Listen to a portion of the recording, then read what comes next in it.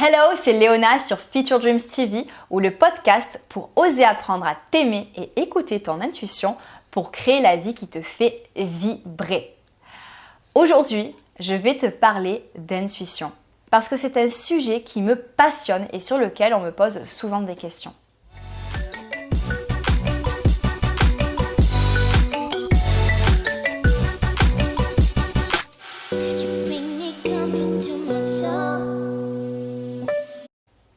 Donc déjà, avant de commencer, comment est-ce que toi, tu définirais l'intuition ?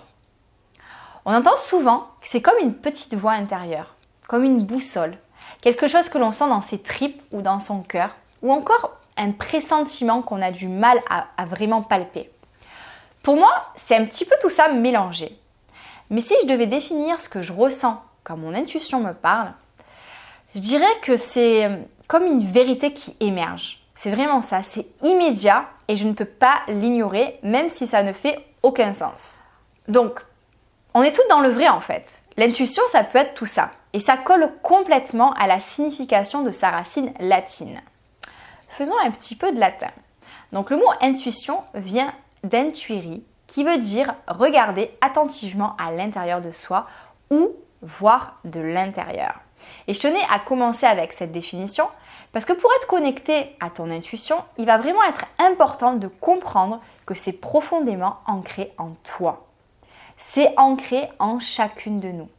Pour rester dans la lancée des définitions, le dictionnaire confirme tout ça en expliquant que l'intuition, c'est une forme de connaissance immédiate qui ne recourt pas au raisonnement. Donc pour résumer, l'intuition, ça ne repose donc en fait ni sur l'expérience, ni sur l'analyse du monde extérieur. Et c'est donc pour ça que c'est un petit peu difficile à définir quand on ne s'est pas vraiment penché sur le sujet. En plus, on est dans une société où on aime pouvoir tout définir et expliquer logiquement. Eh bien, avec l'intuition, c'est impossible. Ça vient souvent soudainement et on est incapable d'expliquer quoi que ce soit. On n'explique même pas pourquoi on prend certaines décisions parce que c'est notre intuition qui nous a guidés.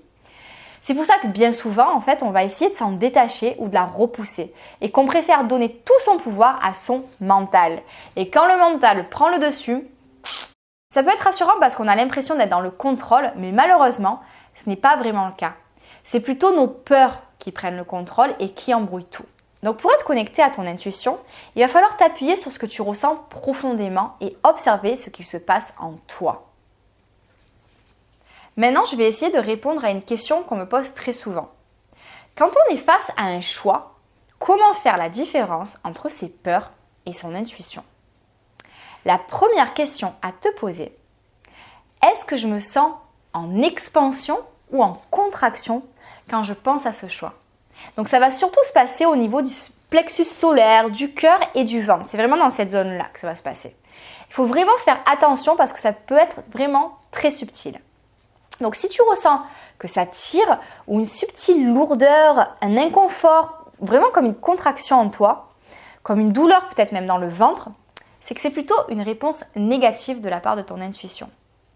Maintenant, si tu te sens légère, que ton corps a même un mouvement vers l'avant et que tu te sens comme grandi ou soulagé rien qu'à l'idée du choix que tu vas faire, c'est que ton intuition te pousse à te lancer.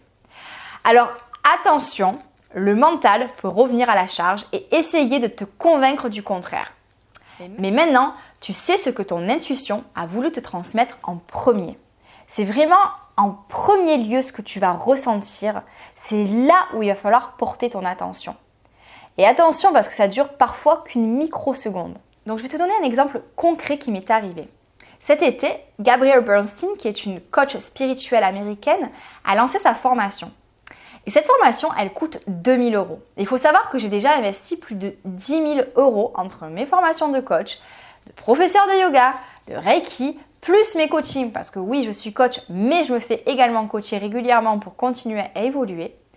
Et en plus de tout ça, on revenait d'Australie et on devait racheter tous nos meubles et une voiture. Bref, j'ai quand même lu le contenu de la formation et les témoignages. Et j'ai ressenti mon cœur battre plus fort. Et ce petit fourmillement d'excitation qui a toujours été là pour m'indiquer quand il fallait que je me lance. Mais moi, j'en avais décidé autrement. Mon mental, en fait, en avait décidé autrement.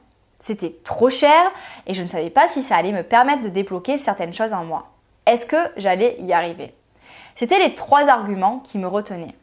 Le prix, ma propre capacité en fait à réussir la formation et est-ce que c'était vraiment ce dont j'avais besoin.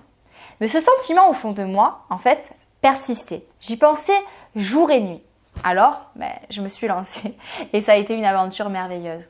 Ça a vraiment été une lutte féroce entre mon mental et mon intuition, mais c'est l'intuition qui a gagné, comme toujours avec moi d'ailleurs. Donc pour résumer, si je ressens comme une contraction au niveau de mon plexus, c'est un non. Donc vraiment, contraction, no way, non. Par contre, si je me sens plus légère et que je ressens un subtil mouvement d'expansion, des petits fourmillements d'excitation, c'est un oui. Notre corps a vraiment une intelligence qui nous dépasse. Il faut simplement réapprendre à l'écouter. Bon, peut-être que tu n'arrives pas à ressentir de différence. Donc, voici une astuce. Recherche une situation dans ton passé qui t'a fait dire « Oh, putain, je le savais pourtant au fond de moi ». Cette situation, en fait, ça ne va pas être ce sur quoi tu dois te concentrer. Ce sur quoi tu vas devoir te concentrer, ça va être ce que tu as ressenti à ce moment-là précisément. Quels sont les signes que tu as ressentis dans ton corps? Et en fait, te remémorer ça, ça va te mettre sur la piste pour savoir où diriger ton attention quand tu dois faire un choix. Maintenant, voici un autre exercice pour toi. Pense à un choix important que tu dois faire en ce moment. Comment est-ce que tu te sens au fond de toi? Est-ce que tu es excité ou est-ce que tu ressens une sorte de lourdeur ou de contraction? Essaye d'expliquer à l'écrit ce que tu ressens, puis prends ta décision. Attention, je ne parle pas de ton raisonnement, mais bien de ce que tu ressens, même si ça n'a aucun sens. Écoute ton corps et ce que tu ressens. Autre chose, n'hésite pas à découvrir mon podcast dans lequel je présente mon parcours. Tu verras que même si ça n'avait aucun sens ou que ça pouvait sembler fou, avec le recul, c'était exactement ce que je devais faire à chaque fois. Et la semaine prochaine, retrouve une vidéo avec ma Soul Sister où l'on te présente un outil qui te permettra de te sentir toujours plus à l'écoute et connecté à ton intuition. C'est vraiment une vidéo qui va te plaire, j'en suis certaine. N'oublie pas aussi de t'abonner à Feature Dreams, d'en parler autour de toi, de parler également du podcast qui pourra peut-être un petit peu plus plaire qu'une vidéo, qui sait. Et si ce n'est pas encore fait, inscris-toi sur featuredreams.com pour recevoir ton cadeau de bienvenue afin de booster ta confiance en toi. Tu verras, c'est un cadeau que j'offre à toutes les audacieuses qui s'inscrivent et font partie de notre sororité.